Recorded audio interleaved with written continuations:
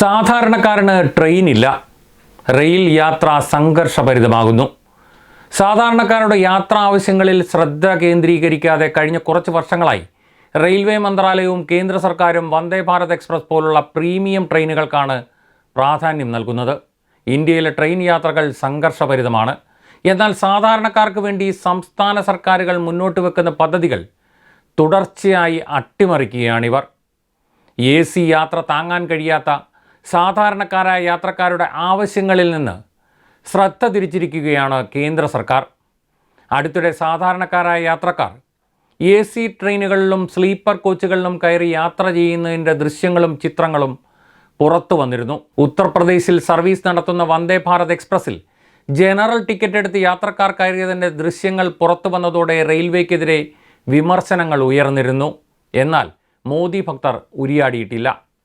കഴിഞ്ഞ ദിവസം കേരളത്തിലൂടെ സർവീസ് നടത്തുന്ന നേത്രാവതി എക്സ്പ്രസിലെ സ്ലീപ്പർ കോച്ചുകളിൽ ജനറൽ ടിക്കറ്റ് എടുത്ത് യാത്രക്കാർ കയറിയതിന് പിന്നാലെ സംഘർഷം ഉടലെടുത്തിരുന്നു.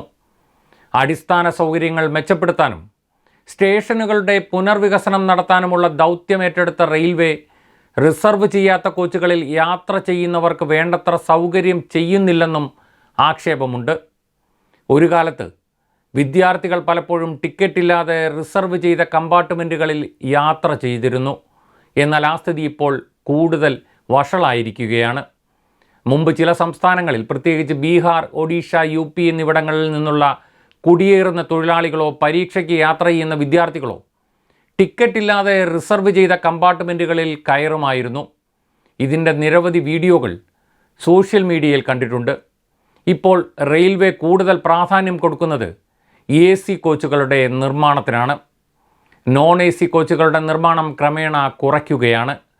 റെയിൽവേ പല ട്രെയിനുകളിലും AC കോച്ചുകൾ വർദ്ധിപ്പിച്ചതുകൊണ്ട് സ്ലീപ്പർ കോച്ചുകളുടെയും ജനറൽ കോച്ചുകളുടെയും എണ്ണം കുറഞ്ഞു. അപ്പോൾ ആ യാത്രക്കാർ എങ്ങോട്ട് പോകും? അവർക്കും യാത്ര ചെയ്യണം.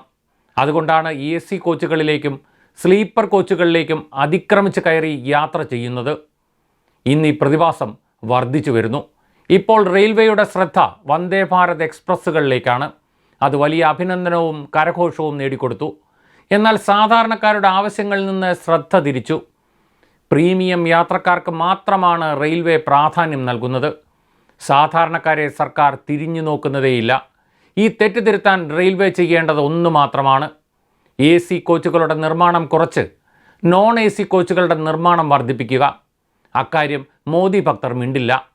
കേരളയിൽ കാര്യത്തിൽ വാചകമടിക്കുന്ന UDF-നും ഇക്കാര്യത്തിൽ ഒരു നിലപാടുമില്ല.